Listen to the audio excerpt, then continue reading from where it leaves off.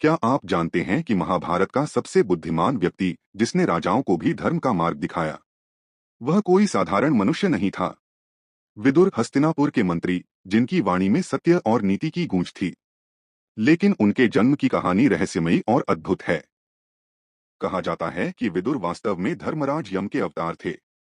एक समय महर्षि मांडव्य को बिना दोष के कठोर दंड मिला।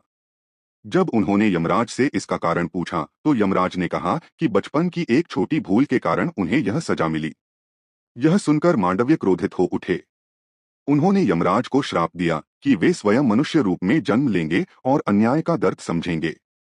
यही श्राप विदुर के रूप में जन्म का कारण बना। विदुर ने एक दासी के पुत्र के रूप में जन्म लिया, लेकिन उनकी बुद्धि और धर्म की समझ किसी भी राजा से कहीं अधिक थी। महल में रहते हुए भी उन्होंने कभी अधर्म का साथ नहीं दिया। जब कौरव और पांडवों के बीच संघर्ष बढ़ रहा था, विदुर ही थे जो बार बार धृतराष्ट्र को सही मार्ग दिखाते रहे। उनकी बातें सच्ची थीं, लेकिन अक्सर अनसुनी कर दी जाती थीं।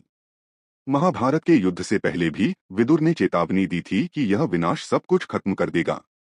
लेकिन सत्ता और अहंकार ने उनकी आवाज दबा दी।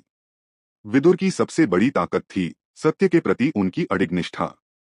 उन्होंने कभी किसी का पक्ष नहीं लिया, केवल धर्म का साथ दिया। यही कारण है कि विदुर की नीति आज भी लोगों को जीवन जीने का सही रास्ता दिखाती है। तो अगली बार जब आप विदुर का नाम सुने, याद रखें, वह केवल एक मंत्री नहीं, बल्कि स्वयं धर्म के अवतार थे, जो मानवता को सही मार्ग दिखाने आए थे।